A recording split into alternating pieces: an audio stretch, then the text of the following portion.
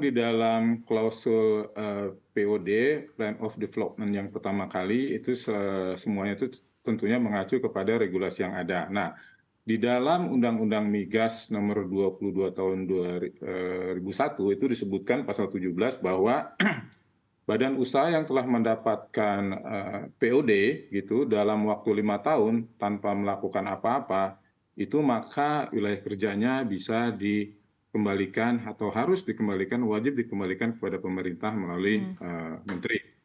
Nah, itu dipertegas lagi di dalam PP 35 tentang kegiatan hulu migas, pasal 96, ayat 1 juga mengatakan seperti itu. Jadi bahwa badan usaha yang tidak melakukan kegiatan dalam waktu 5 tahun, maka wajib mengembalikan wilayah kerjanya kepada Bapak Menteri. Nah, POD tentunya mengacu undang-undang maupun PP tersebut. Ya. Nah, kemudian di pasal 2-nya PP 35 itu disebutkan bahwa dikecualikan badan usaha yang belum mendapatkan ya perjanjian jual beli gasnya khusus untuk gas begitu ya, maka dapat diperpanjang POD-nya. Nah, jadi seharusnya yang dikejar adalah kepada Inpex ini ya atau mitra kerjanya Shell juga ya, atau kepada siapapun bahwa yang kita kejar adalah PJBG-nya ini. Karena apa? Pertama, regulasinya mengatakan itu. Yang kedua, secara logika, ini kan biayanya itu berapa ya? Lebih kurang 20 miliar US dollar. Iya. Nah, secara logika dimanapun di dunia manapun ya, namanya investasi itu kalau belum ada jaminan untuk pengembalian investasi maka tidak akan dikembangkan.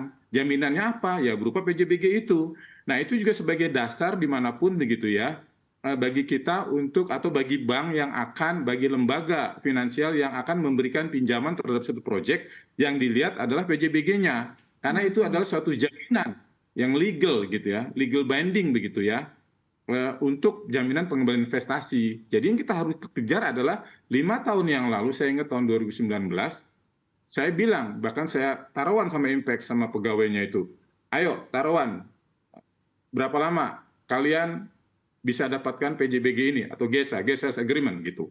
Mereka bilang 1 tahun. Nah, ini sudah 2023, sudah lewat dari 4 tahun ya. Belum juga mendapatkan PJBG karena tanpa PJBG nggak akan bisa dikembangkan. Apalagi ini apa ya, bisnis gas yang besar gitu loh.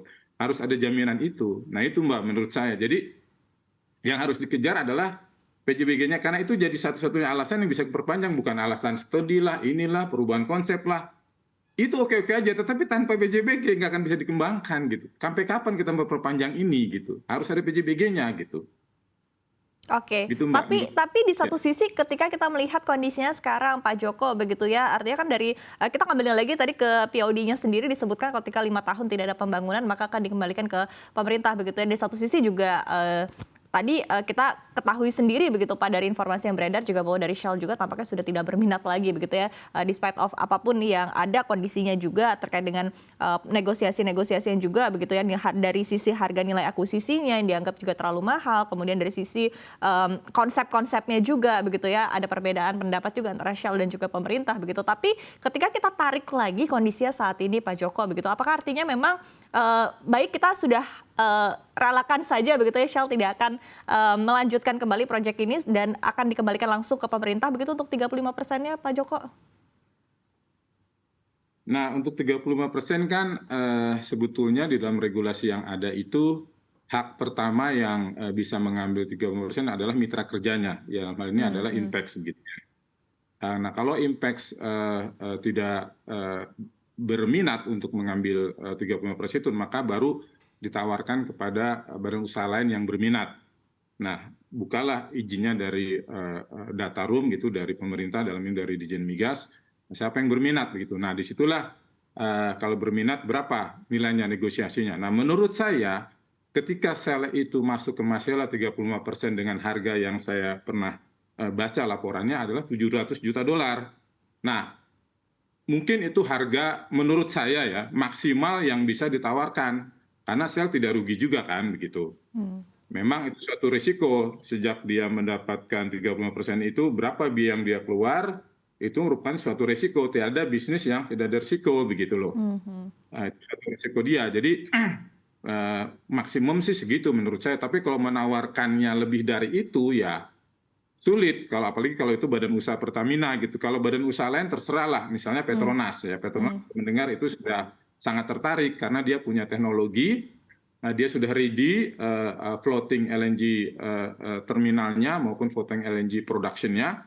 Jadi dia bilang bahwa Presiden Direktur Petronas sudah ketemu saya, dia minta difasilitasi ketemu pimpinan SDM, saya sudah ketemu juga kepada Bapak Presiden jika perlu. Dia sangat berminat, dia sudah Oke. punya floating LNG-nya. Saya tanya berapa, dia bilang tahap pertama 250 MSCFD, kan masyarakat itu 1.200. Nanti setelah dapat revenue, baru dia mulai membangun ke onshore-nya. Jadi semua dapat nih, offshore dapat, onshore dapat. Dan Petronas sudah ada, tinggal tarik aja tuh kapalnya ke Masela, dan dia sudah punya buyer existing. Saya tanya, siapa buyernya? Dia bilang buyer di existing. Jadi sini sudah lengkap. Terserah kalau Petronas mau masuk dengan harga yang ditawarkan Shell, itu welcome saja bagi pemerintah Indonesia, tidak ada ruginya gitu. Cuman kalau Pertamina ya kalau Ya. lebih besar dari itu ya bisa rugi gitu menurut saya ya. Oke, baik Pak Joko, saya ingin mengkonfirmasi sekali lagi begitu ya, apakah terkait dengan mekanismenya Pak, karena ini juga masih cukup membingungkan begitu, karena di satu sisi juga disebutkan dari POD sendiri akan dikembalikan dulu ke pemerintah sebelum akhirnya nanti diserahkan ke pihak lain, atau seperti apa Pak? Atau bisa langsung dilakukan mekanisme jual beli begitu Pak, sebelum dikembalikan ke pemerintah Pak Joko?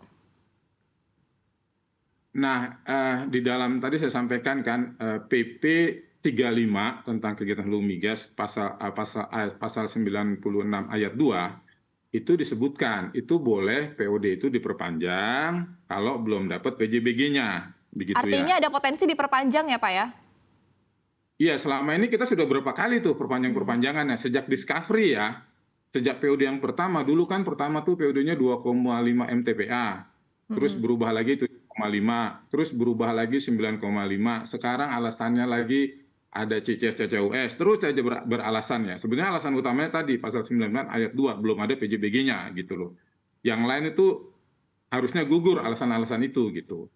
Nah, di dalam proses itu Shell mundur begitu. Nah, mundur ini siapa yang mengambil alih? Tadi secara regulasinya boleh. Yang pertama, hak pertama adalah kepada pemegang partner existing. Nah, kebetulan partnernya existing kan cuma ada Inpex. Nah, Inpex kalau misalnya dia nggak berminat, yang lain boleh, silakan tawarkan gitu. Oke, Boleh, baik. boleh. Baik. Sebelum saya ke Pak Mulyanto, sekali lagi saya mengkonfirmasi begitu kepada Anda Pak Joko. Artinya memang di satu sisi saat ini juga beredar informasi, beredar kabar bahwa sebetulnya ketika POD ini habis, yaitu adalah di tahun 2024, maka akan dikembalikan ke pemerintah, kemudian Pertamina bisa mendapatkan dari penunjukan ataupun juga bisa istilahnya mendapatkan gratis begitu Pak untuk proyek ini. Artinya menurut Anda hal tersebut tidak mungkin begitu Pak Joko? Nah, begini, jadi kalau wilayah kerjanya Blok Masela itu sudah dikembalikan kepada pemerintah, pemerintah bisa menugaskan Pertamina gitu, tanpa harus mengeluarkan membeli 35% yang kabarnya itu 1,4 billion US dollar, saya baca di media. Tanpa mengeluarkan itu Pertamina bisa mendapatkan. Saya berikan contoh, Blok Natuna Delva kita kasih ke Pertamina.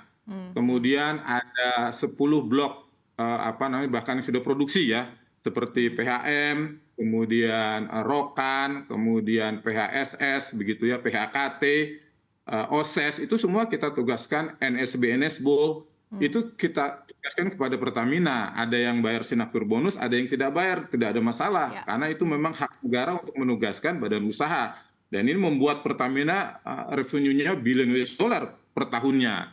Nah, bisa juga pemerintah melelang ya kepada siapa. Kalau pemerintah menilai, Pertamina ini tidak sanggup nih, seperti misalnya Blok Natuna, sudah kita tugaskan kepada Pertamina, tapi Pertamina tidak melakukan apapun sampai hari ini, maka pemerintah berniat untuk melelang blok Natuna. Itu semua ada di dalam regulasi.